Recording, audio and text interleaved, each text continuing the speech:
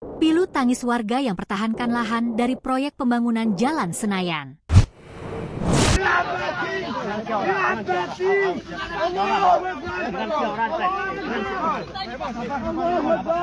Eksekusi lahan warga Senayan yang terkena dampak proyek pembangunan Jalan Senayan Tapir Lamusung dengan pagu anggaran 85 miliar rupiah lebih berakhir ricuh.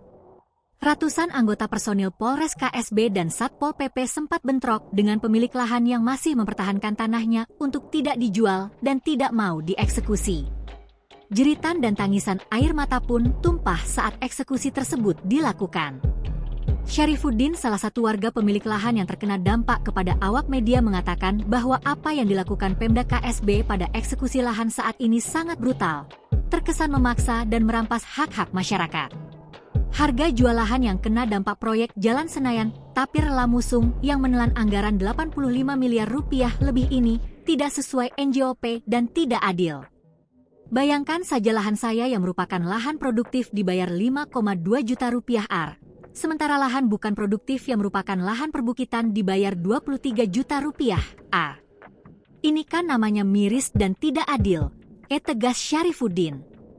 Menurut Amak Epol, sapaan akrabnya, menjelaskan untuk saat ini warga pemilik lahan yang keberatan dengan harga beli lahan sudah membuat laporan ke Polda NTB dan akan menindaklanjuti laporan tersebut. Saya meminta dan memohon kepada Bapak Presiden RI Prabowo Subianto untuk membantu kami rakyat kecil yang saat ini sedang ditindas di Sumbawa Barat. Hanya kepada Bapak kami akan dapat keadilan, ujarnya. Dari pantauan media di lokasi eksekusi, benturan antara aparat dengan pemilik lahan tidak terelakkan.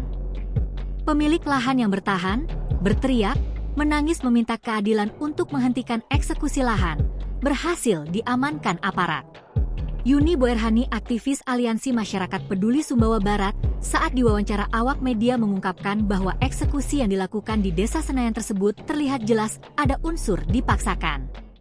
Bagaimana tidak hal tersebut terlihat pemilik lahan diduga tidak diberikan ruang untuk melakukan negosiasi harga pembebasan.